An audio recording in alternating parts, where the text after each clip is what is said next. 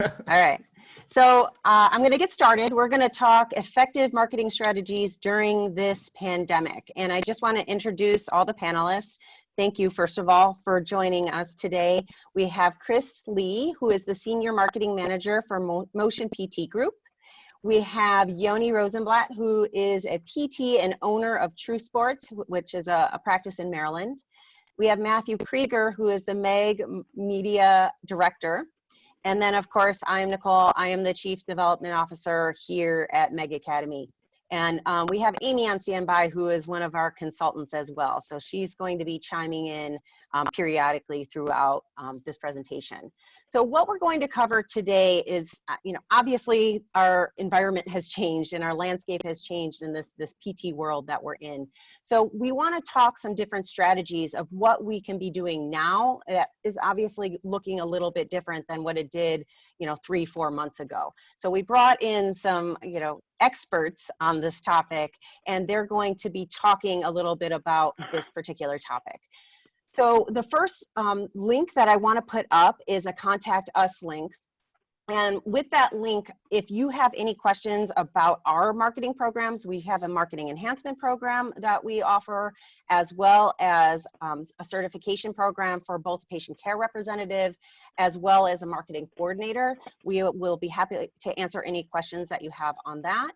And then I'm also going to be putting up a link for website analysis, which Matthew heads up. And Matthew, you can chime in a little bit about what that's all about, and we'll put it up again later when it's Matthew's turn to talk. You're on mute, Matthew. There you are. Yep, cool. Yep, I'll put the links up. All right. Okay, can you tell them a little bit about what the website analysis is going to look like? Oh, okay, yep. I can go right now. So yeah, so the website analysis is something that we decided to put together this week.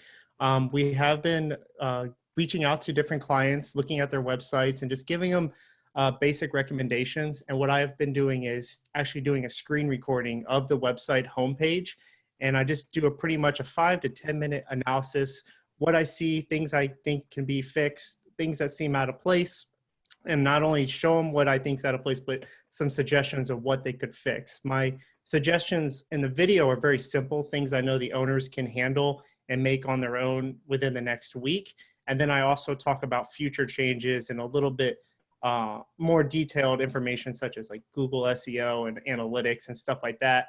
And pretty much you get a 5 to 10 minute analytical video of your website for free. So I think it's a great opportunity. And all the websites I've been designing are just PT owner for PT owners. So I kind of know exactly, like, not the secret formula, but I pretty much know exactly what the patient is looking for when they head to your website. So I can bring that perspective during the analysis. Perfect. So. And we'll get a little bit into the importance of the website a little bit later in the chat. But I want to start with a very special guest, Chris Lee, who goes way back with Brian and Meg. Can you tell us a little bit about, how you know Brian and what your affiliation is with Meg to start? Yeah, let me first start off by saying Brian is my guy. And, he was a mentor to me for many, many years. I started off in the physical therapy world. I came out of a exterior home remodeling company and got together with Brian. And I worked for a company called Cypress Creek Therapy, which Brian owned. It was a private practice outpatient PT clinic in Maryland. And there were 2 offices, one in both surrounding the Annapolis area. And it was my job from that day forward to go out and to build relationships with healthcare providers. Brian took me out, I remember, my first day on the job and showed me the ropes and showed me a lot of great techniques, skills, ways to communicate and really touch upon, the human characteristics and the human elements of people and what drives them, what, buttons to push in order to get them into action. And I have to say that, our statistics rose pretty dramatically during the first few years of me having done that with him.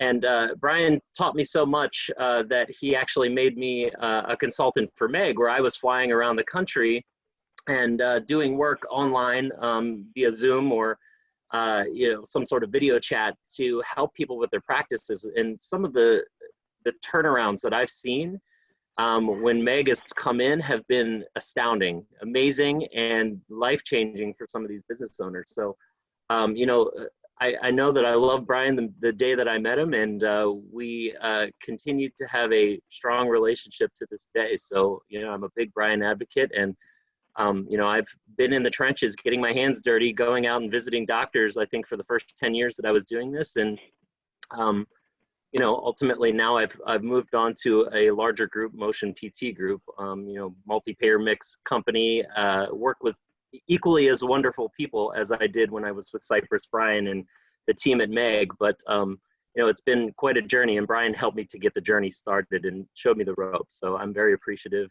of that and grateful. That's awesome, and I'm kind of bummed that he's not here today. So he's missing out on two of our greats here. So I'm sorry that he can't be with us today. He will rejoin us when we meet it again in a couple of weeks. So I appreciate that background, Chris. Can you tell me a little bit about your role right now, and you know how it looks different, you know, compared to 4 months ago, how it looks now? Can you tell us a little bit about that? Yeah, absolutely. So, you know, my role right now, I'm the senior marketing manager for Motion PT Group. You know, we're a large company up and down the East Coast. I think that we're the 9th or 10th largest PT group in the country. And essentially what I do is I work on a team of 5 people, and it's our job to essentially, you know, get the message and get the news out to the general public, and, you know, make all of the good deeds that we're doing in the clinic well known. And essentially, my job specifically is centered around healthcare provider engagement, how to engage with your referral sources, because that's where my experience lies. When the COVID pandemic came in, you know, I thought wrongly that it was going to be just another influenza, you know, that it was going to come and go with the season. Didn't we all? The whole country wasn't going to shut down. So Sure. we had to make a very dramatic shift in how we communicated with our healthcare providers, with our patients, and how we implemented, you know, telehealth services for our patients. So it's a very wide range of things that we had to do. But, you know, some of the changes that we've had to make is we've had to find a way to communicate digitally with these doctors, and some of them are in the office, some of them are working from home, and we had to get very, very creative in order to get our message out there. But we used a lot of our old tricks, but we just thought outside of the box, and how can we get this information out to these physicians so that they, you know, they're engaged with us, the relationship stays nurtured, and they want to continue sending their patients that they can to us, you know, to keep the business going, and to, you know, make sure that, you know, things are copacetic, you know, with revenue, and also that, you know, we remain in their minds, top of mind. So as soon as elective surgeries come back, that they think of us first, right? As the innovative company that was doing things during COVID. Absolutely. And it is, I mean, we're physical therapists. It's really hard when we think about what we do as clinicians, but the same thing, it's a very hands-on approach for many of us that we use for marketing too. And it's a lot of face-to-face, and it's a lot of building relationships. Can you share some of the strategies that have worked digitally for you in your group?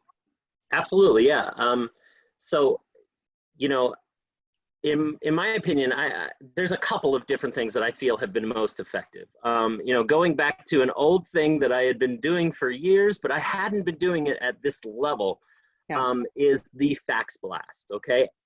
So many doctors have their fax machines currently turned on, and they have someone manning them, and a lot of them are using e-fax services. So we are writing very COVID, telehealth specific, and now that our clinics are open again, we're casting an even wider net with, hey, our clinics are open, we're welcoming your patients in, and they're gonna receive the same great service that they've had for years with Motion. So essentially, you know, most people, at least I think, are able to pull a physician contact list from their EMR system. So regardless of what their EMR system is, there's a physician name, there's a fax number, right? Sure. You can pull that data, export it to Excel, and come up with a great list. Groups like MyFax, using a Proteus account, give you the ability to send mass fax out at one time. I think that you can send 50 to 100 at a time, but you can load the list up and have them sort of automatically send out. So you can send out to thousands of physicians in your area the same generalized message that feels like it's personalized to them. And we've gotten a pretty strong reaction where we set up a central fax line where they're able to fax referrals back in.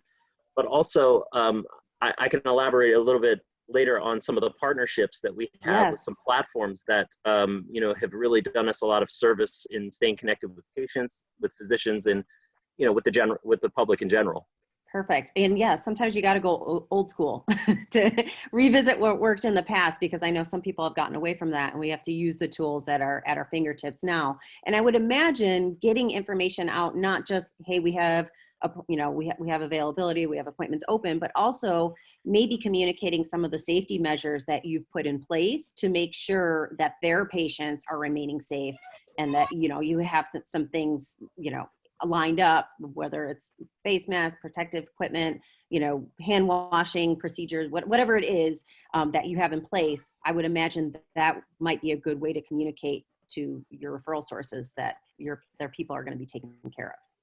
Yeah, there's no doubt about it. As a matter of fact, we've sent out a communication. Sorry, I got some kids running around here. Hey, listen, this is our world right now. We like the reality of it. It's good. If we're not about family, what are we about, right? That's right. So essentially, we sent out recent communications about the precaution measures that we're taking in our clinics to make sure that the patients remain safe, because that's, we feel like that's a frequently asked question. We've developed actually some patient frequently asked questions that we want to get answered, and put up on our website or put out on social media. But patients want to know that they can have the peace of mind of coming into the clinic and get the services that they need in order to recover, and to avoid disability. And there's different levels of patients, as we know. Some patients can wait a little while and do telehealth, and some patients need that critical care inside of the clinic. So that's definitely one of the communications that we've put out there. But one factor that I want to mention is that we want to make it as easy as possible for a physician to send to us. And that means the click of a link, click of a button, it sends them directly to a referral form that they can fill out and shoot right out to us. Call a hotline, or whatever you can do to think outside of the box to make it as easy as possible for that physician to send referrals to you. And we have a ton of things that we've created to make that possible. You've talked about some of the partnerships that you've created that have kind of, I'm assuming, facilitated some of the things that you're talking about. Can you share a little bit with our audience what those partnerships are and what's been the most beneficial? Absolutely. So we have two partnerships that I specifically want to mention, because I already mentioned the MyFax Proteus partnership, but the first is a group called Referral Md. I think that they're based out somewhere in California. They're definitely in the Pacific time zone, I can tell you that. But what they are is they're a combination of a referral management software and a CRM software. So you have the ability to log all of the interactions and engagements that you've made with doctors and track the success of those based on referrals that are coming in. And one of the best parts about it is that it integrates with most EMR services. So, and if they don't, they're the kind of company that's going to figure it out and help you through the process. They also offer, in the beginning of your partnership with them, a mass fax blast to every one of your contacts. And they may even expand upon that if they have a good relationship with you. As we've discovered during COVID, they lacked that quite a bit for us and helped us in any way that they could. But that's the first partnership that's really been beneficial in my communication with healthcare providers.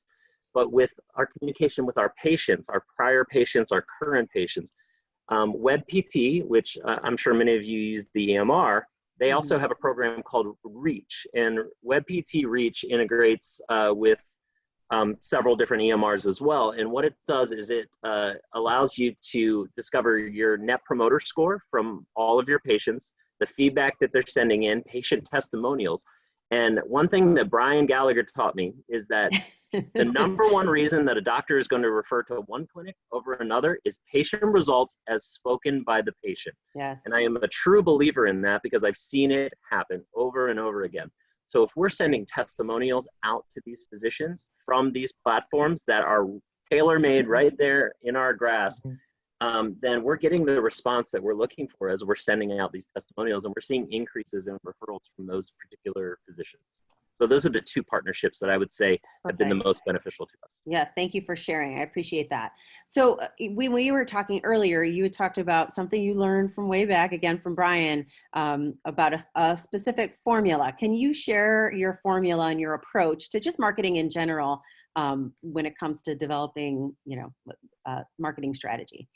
Absolutely. I live and die by this formula, and it is the grassroots blueprint to start a relationship with a physician or a physician staff or their office. And it's a 4-step formula. So the first step of the formula is you need to find a line of communication, whether that's face-to-face, knocking on doors and pounding the pavement, or making phone calls, sending direct messages via LinkedIn, or emailing those doctors that you have those real special close relationships with. The second step of the formula is you need to make yourself known, right? So if they don't know who you are, you need to make sure that they know who you are, what services you offer, and what you're able to do that maybe someone else is not able to do, right? You have to find out what's needed and wanted, and that's the third step, right? You need to find out what keeps them awake at night so you can help to solve that problem, right? What's the number one thing that you're looking for, Dr. Jones, when you're referring a particular patient to a particular PT clinic? What is it that is most important to you? That's a question I always ask when I'm in the doctor's office. And then the last step of the formula is you need to produce or present it. You need to give them the answer to their problem. You need to show them, first, make an emotional connection. So as they dip their toe in the water and they try you out, then the floodgates open as the results, the real patient results from your treatments come back to the doctor. And that's when the real loyalty begins. So that 4-step process, I live and die by it. I'm a firm believer in it, and that's a hill I'm willing to die on. Yeah, I mean, I can tell you too, I lived it as well because I was on the client end of things when Brian was training us, and I remember that well as well. So it does work in real time, in real action, if you apply those 4 steps. So I appreciate it. Thank you for sharing. And you alluded was that to 6 years ago. Where was that 6 years ago when I got started? 6 years ago. Now you tell me, Chris. Yeah. See, Yoni, you're going to learn as you go. It's happening. I'm learning. Welcome to our Always team. learning. Yeah. All right, very good.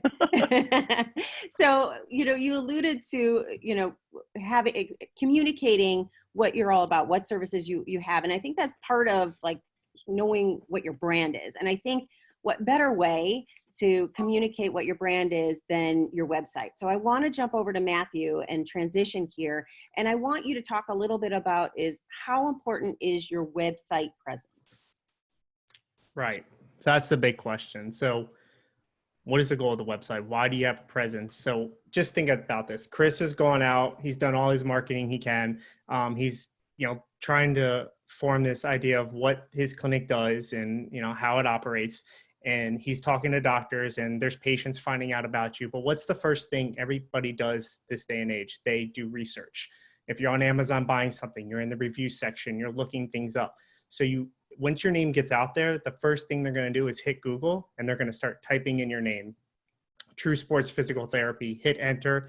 They're going to find it and that's their first impression of your company. That website. It's not going to be a phone call. It's not going to be a text message. It's not going to be a YouTube video. It's literally going to be a Google search and looking at your homepage. And within that few seconds, that 10 seconds are on your homepage, they're deciding whether or not this is a credible company to work with. If I get to the homepage, it is a complete disaster. The first thing that comes to my head is unorganized.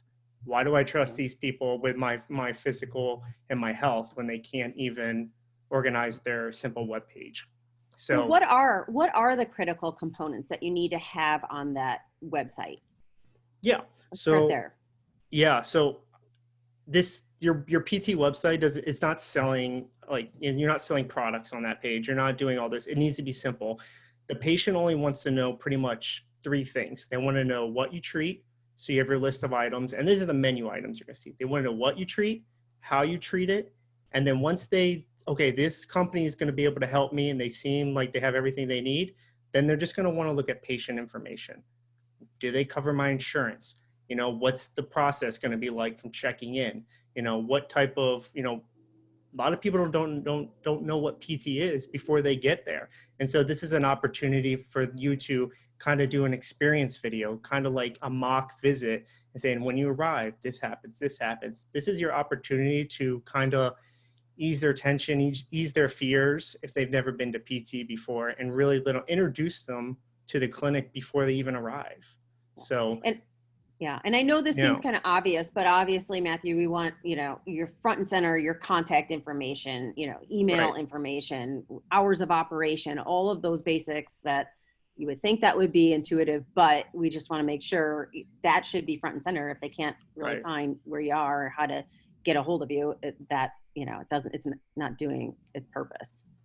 Right. Correct? And there's like, and there's, like I said, there's just a simple formula to it. You know, they arrive to your homepage and they're scrolling, you want them to scroll down the list, and you just want to be clean, simple, and know exactly that, okay, the company that I've decided or my doctors referred to, or I found through a Google search, or I found through Facebook, they just seem reputable, seem like somebody I want to work with, and they seem like they can help me, and that they're on top of their game in terms of staying updated. Like, I didn't create this way. I don't want people to show up at a website and like, wow, it looks like they created that 3 years ago and haven't made a single update. When I go to their blog and it says last post was 2015, I'm like, ooh, I don't know. They can't even update their blog. So yeah, right. So it's a reflection of them. I get it. Exactly. Okay. Exactly. So what do you want your website to accomplish? Is it just to be a source of information and what you have, or, you know, what are we looking for our website to function as? Yeah. So you want your website, that first part, you want it to be a place where your patients can come, as I already talked about, so they know that you can handle the treatment that they need. That you can they have a pain point and that you can handle it. And you've shown them through your digital, all your pages and all your information that you can help them. And you've shown testimonials and you've put them in other people's shoes and show them the outcomes that you can provide. So that's one thing. The second thing is your website can also nurture the patients that you've already discharged. And how do they do that? You do that through blog article writing and newsletters. Every website should be capturing emails and, you know, information of the patients. I'm sure Yoni's capturing that information and sending out information weekly or bi-weekly or monthly newsletter. And you're sending out relevant information. So even though I'm discharged, say I went to PT a year from now, I'm still receiving emails, and I'm willing to receive emails because something's going to happen to me or a family member, a friend, and people reach out to their family and friends. Hey, who do you recommend for PT? Oh, you know, True Sports PT. I worked for a year ago and they're still relevant. I think they stay on the back of my mind because I get their emails. They seem like they're still crushing it. And, you know, so it's going to nurture your old patients and also bring in new patients through the blog. The blog is kind of like, everybody talks about SEO, and I won't get into details of that, but the blog is pretty much the driver of SEO and Google Analytics on your site.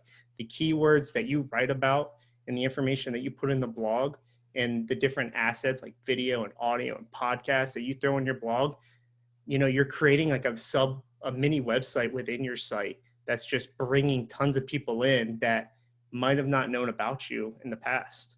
So it's really interesting. No, I like what you said too about, you know, continuing to nurture the patients that have been discharged, because we train on, you know, 65% of your referrals should be internal referrals, meaning, you know, a repeat patient or a friend or a family member. So what better way to kind of keep them in the loop than to continue that line of communication with them and that connection with them, and providing relevant content and information that they want to know about so that they're engaging as well. Yeah, with it. And you can even segment through lists. So if you send out a newsletter, but it's more geared to your current patient, you can have a separate strategy, a separate email that kind of, you know, only is sent to discharged patients. You can segment out that list and say, hey, you know, and maybe put a referral program in, an incentive program. Hey, refer a friend in the next month and get, you know, something like this in return or something like that. So there's many different strategies you can implement, and your websites can capture what we call leads, pretty much, which are patients. Sure. Yeah. So how can you measure the effectiveness of your website? What do you recommend looking at in terms of statistics? Yeah, so Google is amazing and they provide a lot of free tools out there. So I'll just say how Meg works is, we have our website hosted and then it's built through WordPress, but we have it connected to Google Search Console and Google Analytics. These are free tools that Google provides. And not only do they provide them, they provide you with the training to become a Google expert for free. You don't have to pay for any of this training. And you can learn how you can pull data, what pages are doing the best. We can go and see from Brian's last 10 podcasts, what pages actually podcasts did the best. Obviously right now, telehealth is crushing it. Yeah. But I can go Wait there. till and this drops. Wait till this one drops. Yeah, it's going to be like 29th in the list. Brian's ego is going to be hurt. Don't tell him, guys. If it does better internet. without him, that would be bad. Don't. Yeah. So, I mean, Right. that's what we always preach, right? You measure by statistics. Don't do something and say a week later or 3 months later, well, it didn't work. Well, did you track any statistics? No, we just didn't see new patients. Like, how did you not make any changes? Well, we didn't know what the numbers were. Well, it's like, you have to connect these things. And I understand website development can be crazy on top of the other things all these owners are out there doing. There's something they don't want to focus on. We haven't promoted it a lot here at Meg, but it's something that it's like all of our billing and our consulting. It just came out of nature. We just started noticing they don't have the time to do it. We have some knowledge on it. We want to give you that knowledge. So that's what we're providing and what I'm trying to provide for these owners to help them out. So Good. And so how can you help drive traffic to your website? And I think this will be a good segue to talk to Yoni. For sure. So you have all these blogs written and you have all these podcasts here because, everybody's competing with Brian now. And you're putting out videos and you have more information, or you have information about COVID that needs to go out there. So you have all this great information and Google's connected and it's showing up organically in a Google search. But what's like the main way to drive people? People are on social media. You have content. And if you put a blog out and if you're not posting it to every single social media site, like, go, hey guys, new blog out today about our updated COVID efforts and how we're keeping the clinic clean or what have you, you have to engage with that. And I think that social media is definitely one of the main drivers to the website other than Google organic searches. So yeah, and part of the reason why Yoni is on here to talk all things social media, because I think you guys should check him out. I love him. He does a great job with his social media. So can you tell us, Yoni, what do you think are some successful actions that you're taking via social media? What's working for you? I think really the use of Instagram, that's my major interaction as it pertains to social media. That's like my gateway. I think for what we do as a profession, and definitely what we do at True Sports, it is really visually appealing. And that speaks to what Matthew spoke about with what goes on our website. So the ability to capture snippets of something that sets you apart, post that with an explanation, has been our best driver. It is crazy when I have patients show up to my front door and say, I found you on Instagram. And at first I was kind of taken aback by that, because why are you choosing your medical provider based on some fancy exercise? But it really rings true. And I think that's been like my focus, is to really be, first of all, genuine with your voice and what you're trying to accomplish. I am always, and this is one of the things that resonated with me from Meg, is how Meg speaks to, it's about the process and it's about the patient and it's about delivering an abundance, is what Brian always talks about, right? And so that's a good headshot, Nicole. Sorry, yes, thanks. I had kids here too. Yeah, no problem. So in making our posts very patient-driven and patient-specific and centered, it speaks to our mission. It's not about the therapist. It's not about the company. It's about the patient. And that also is another way to spread kind of the gospel of True Sports or whatever your practice is.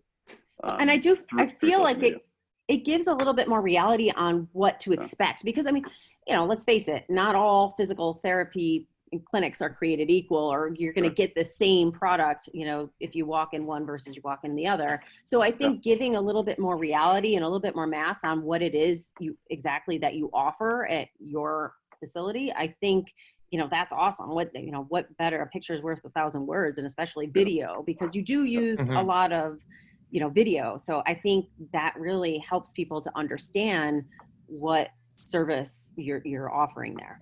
So I think that's great. I will chime in too, Yoni. I think you guys have, I don't want to use the master, because I'm not working on your social every day, but you guys have learned the power of replying other people. And so their physical therapist can shoot a video, and when they shoot it and post it to their story, they're replying 4 other therapists, or they're replying the digital company or whoever's doing the digital media. And then that, because they've been replied, that person has the right to then repost that to a story. See, if you just posted a story on Instagram and you said, you know, patient crushing it today, and no reply, nobody can take your content and repost it on there. So I see that when you see Yoni's post, you see 4 replies hidden in the corner with all the different PT Instagram profiles, and then you go to theirs, and and that's what's blowing it up. It seems like a lot of work, but it's just everybody contributing their little piece of the asset, and then one person's just reposting it multiple times. So, and Yoni, I know that you have said that you've handled some of your own social media, and you have also outsourced. What do you recommend? And I know you're kind of toying with that back and forth, but can you give us a little insight on, you know, what you recommend in terms of outsource versus in-house? Yeah. The stuff that Matthew was talking about, and like becoming an expert in Google SEO, things of that nature. I actually did that for a guy who I used to work for, and that could have been a full-time job. Like I couldn't have treated patients, you know, and it could be certainly a full-time job.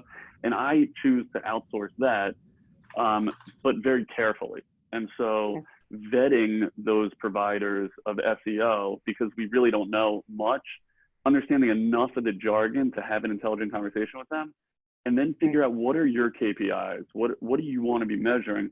For me, I get tired with the bounce rates, click-through rates, crap like that. For me, it's really about, is that phone ringing? Now let's talk about, like you guys say, right? All those Substacks, what leads to the phone ringing? Right. But I don't want to hear how good the website is if my phone's not ringing. Right. Absolutely. You need to have the actual product coming in, which is new patients, and, you know, so that's, I outsource that stuff. I have them a little bit schedule posts for me on my Instagram and Twitter and stuff like that, but it tends to be better when it's our therapist, when it's myself posting it. For whatever reason, we're still toying with that. So I try to keep more of that in my hands, and that's easy. It's quick. I mean, doing it thoughtfully takes a little bit, but it's not like the SEO game. Okay. Gotcha. Right. And how do you measure your ROI? How do you measure your return on investment? Are you just taking like an intake if they come from Instagram? How do you measure, you know, what you're putting in versus what you're getting out? Sure. Few tools. One essential tool for me is CallRail. And that's one of those partnerships that Chris was kind of talking about, is what CallRail will do is they'll set up a few things, but they'll allow you to track where that phone call is coming from. And so they let you post different numbers throughout the website, and then you know what page generated a phone call, or just how that person is seeping through to your phone. So that's one kind of analytics tool that I appreciate looking at. Another thing I like is having a monthly meeting with my SEO guys, and I have all of my clinics tabulating where that patient says they're coming from, matching that with CallRail data, saying where do they think they're coming from. That's my return on investment, as best as I can tell. And then I can have a conversation with my SEO saying, I'm paying you X, why am I only generating Y, or great job, you know, and where do you fall in between? Okay, very good. And we had a question come in, and Chris, feel free to chime in on this as well. How important do you guys feel Google ads are and Facebook ads are? And Amy, you can chime in as well on this one if you'd like. Why don't you start with, go ahead, Yoni. Oh yeah, no problem. So we've had some success. Different demographics are on different platforms, I'd say. So the truth is, it's really pertinent to what's going on COVID now. Our ability to generate relationships with our clientele via Instagram is who's in our clinic today. That is your millennial and below. And so True Sports lives and dies by the athlete. Like, we are here to treat the athlete. And so those athletes are dying to come in. They're all home from college. They're all out of school. They're all out of season. And we know all of them because they're all our buddies on Instagram, or we have their cell phone. So I'd say like that is really helpful. I haven't had as much success running ads there because I think it's generic. We've had better success with, I'd say the 40s, 50s clientele that are still active Facebook ads. That's been more successful for that. When I look at my demographics and I say, we got all these young athletes, no one's coming in at noon to 3. We need some soccer moms, for lack of a better word. Let's shoot out a Facebook ad. That has proven to be beneficial. So it depends what you're looking for. You got to know your numbers. Yeah, I think that's a good point. And know your numbers by also checking your stats and managing by statistics, and kind of making your game plan moving forward. Chris, do you have anything to add about Google ads or Facebook ads? I don't have as much experience with Google ads, and I'm the type of person that skips right through the Google ads and goes to the organic search for Google. But with Facebook ads, we were a family clinic with Cypress Creek, and I was basically running the Facebook page. I felt that I had the most. So years ago, Old Spice. I know that you guys may remember way back in the day when they were putting videos of cowboys up on the screen in their commercials, and then they switched over to Terry Crews without a shirt on, and some guy riding a horse without a shirt on. And what they did is they did a survey, and they realized that their demographic that was buying their Old Spice was the wives of the husbands that were receiving them as gifts, right? Yeah. So they found that the main decision maker in the home is the 25 to 50-year-old female. So I would really gear my ads and boost my Facebook ads towards them, and that really I felt that have a pretty significant impact on our family clinic. But just like Yoni said, you have to know your numbers. You have to know your demographic and who's coming into your clinic in order to really target the right person. So there's a couple of nuances there that, I would definitely go into agreement with Yoni there. All right, very good. I'll chime in too with Google ads. If you're going to choose one to work with first, I would definitely, I think Facebook ads is an easier way to get in and to learn what you're doing. Facebook ads are set up more demographic based. You can really set parameters on who you want Facebook to target in a geographic location, age ranges, not just demographic, but the psychology behind people and what they're searching. With Google ads, you're getting into more of it's more of a bidding system in some sense. If you type in toilet paper, whoever is kind of paying the most kind of gets top treatment. We don't want it to believe that's true, but it's kind of how it's working. So when it comes to Google, worry about the SEO. That stuff you can generate a lot of organic content without having to pay a single dime. The time you're paying is the time writing the blogs and working on the website. That's what you're paying. So don't really worry about Google ads, but then Facebook ads is a good place to get started. And there's you hit YouTube. There's tons of information on how to do Facebook ads out there. And I'm going to jump into, I agree. This is Amy. I agree with all those things as well. And, with AdWords, again, it's very broad. So you'd have to be very specific on your keywords. So you will be bidding against, other people in your area. But I also think there's something to consider as geo-targeting. So if you're a clinic, in Chicago, you can target just that geo. So you don't have to target across the whole US. That's not going to be relevant. Right. No one's going to travel from Florida, most likely for physical therapy, to Chicago. So there's things that, again, if you start small and you have an understanding of how people are finding you and those search words you could bid on, and you can get some geo-targeting, that's where I would look for AdWords, but I'd be very specific and targeted in that way. Okay, Right. Thank you. Right. Thank you for that, Amy. We have a question coming in of what are appropriate incentives to offer patients for referrals? Chris, you want to take this one? Do you have I definitely have some insight on this. You want to be careful and make sure that you know your federal anti-kickback statute and Stark laws. Any quid pro quo is not okay. Yeah. However, a small gift of appreciation, like a tote bag or a 6-pack cooler, going up to a certain dollar amount, and I believe it's somewhere in the range of $25 to $40 for the federal anti-kickback statute.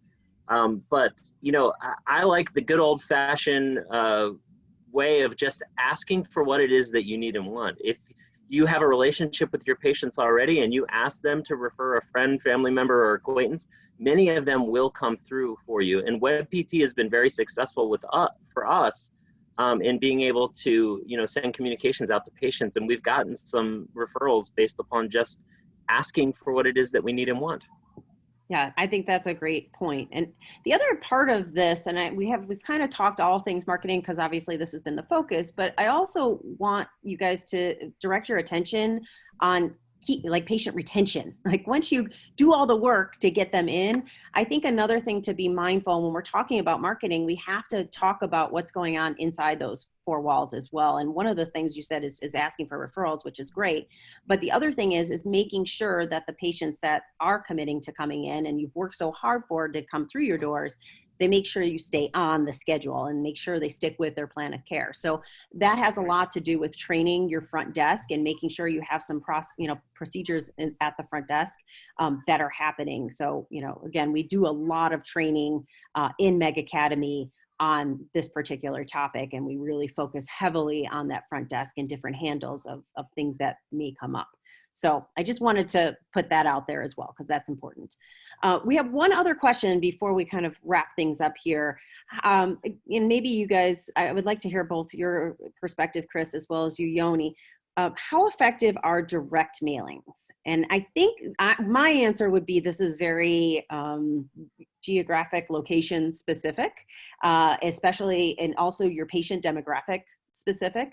But I'd like to hear your response on that, especially now when we are limited with physical contact. What can we do? What are some other things we can do? And that's one option. So go ahead, Yoni, why don't you start us off? I haven't done actual like hard copy paper direct mailing. Right. I kind of have a round table of business and practice owners that I kind of lean on, and that seems to do very well in the dental field. Yeah. And they're paying thousands of dollars to send this stuff out, and like 6 months down the road, they're getting a return on investment. So I know it's out there. I don't think it's my demographic, but that's me talking from a gut feel more than ever trying it. So I certainly don't have the experience to really speak to it. I don't do it. And I would absolutely agree with you because you have the younger population that you're dealing with. I don't think it's going to be as an effective mode for you. What about you, Chris? What has been your experience with direct mailer?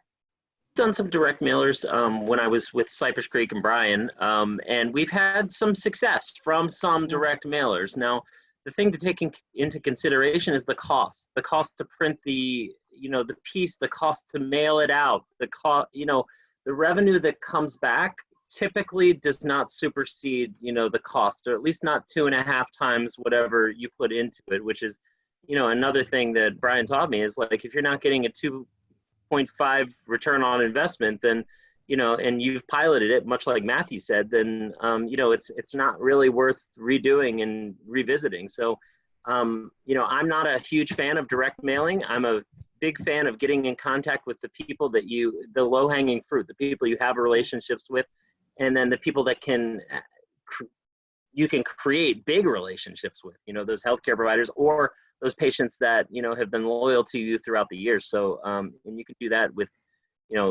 pick up the telephone, and it doesn't cost you any more than your phone bill, send out mass faxes, and you could do those at like, anywhere between 5 to 7 cents a page. But, direct mailers for me is not a road that I would really consider going down right now even in this environment.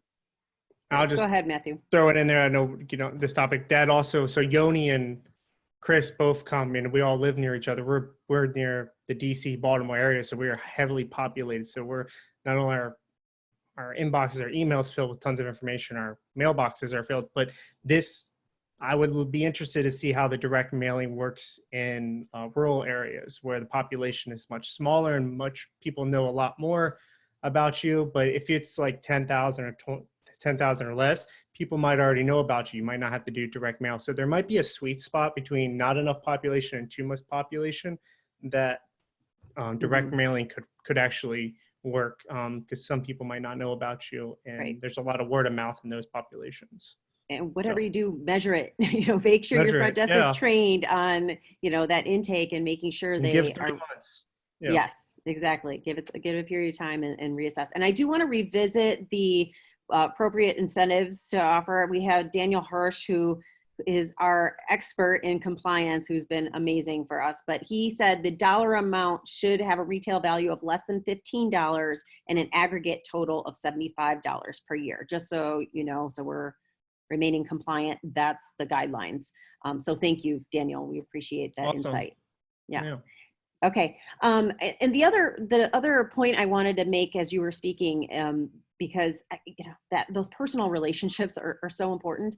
Getting somebody, you know, like yourself, Chris, who has that outgoing personality that, you know, has a high level of confront, that is able to establish rapport with, you know, different referral sources. We can't just say doctors anymore, but allied health professionals as well.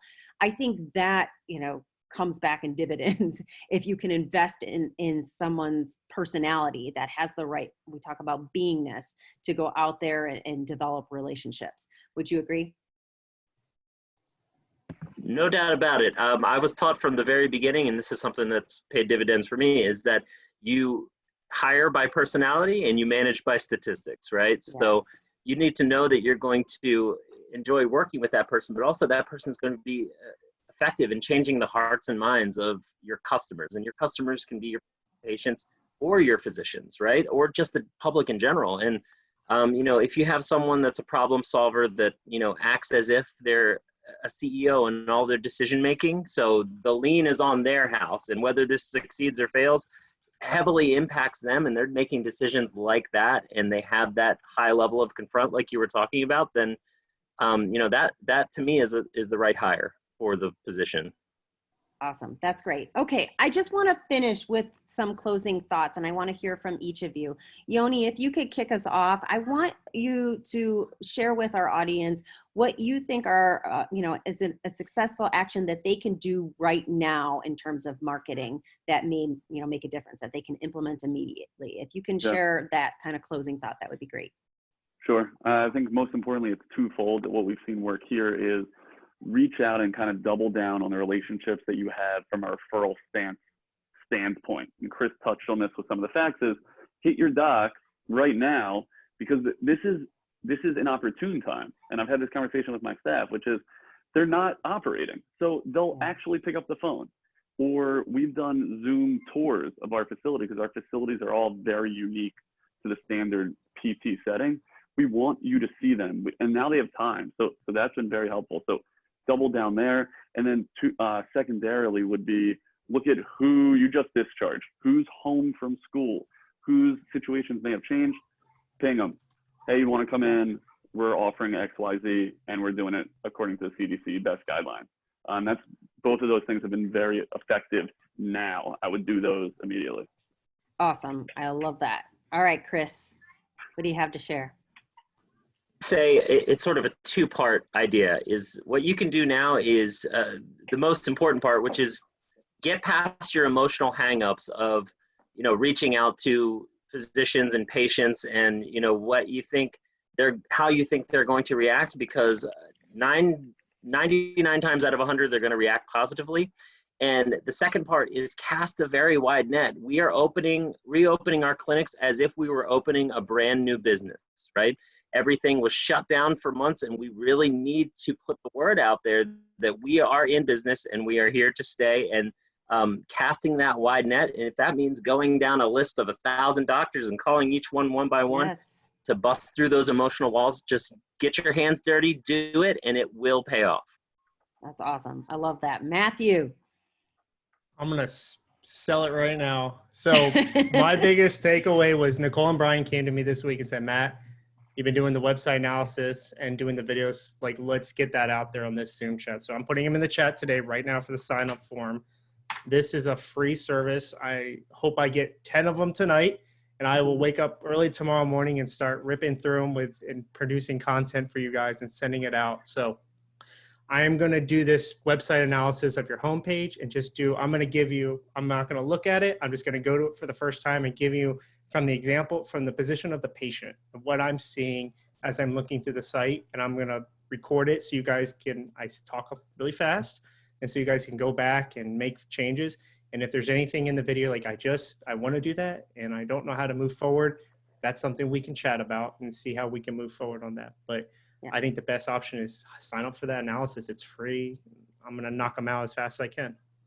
Yeah, So. and he's a wealth of knowledge on this topic, so do utilize him, lean on him.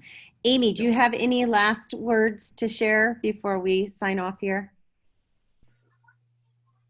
No, just wanted to thank everybody. This has been just a great and informative session. And I think marketing is just right now, marketing has changed so drastically from what we probably had in our strategic plans in January. And so I think the tips that have been shared today have just been very helpful. So thanks to everybody. Yes, I couldn't agree more. Thank you both, Chris, Yoni, you have been amazing. And, you know, I really, truly appreciate you taking the time to share. I know you're home, Chris, and well, I just appreciate you taking the time out of your day to share your wealth of knowledge with the rest of our audience here. So thank you very much. And everyone else, have a good night.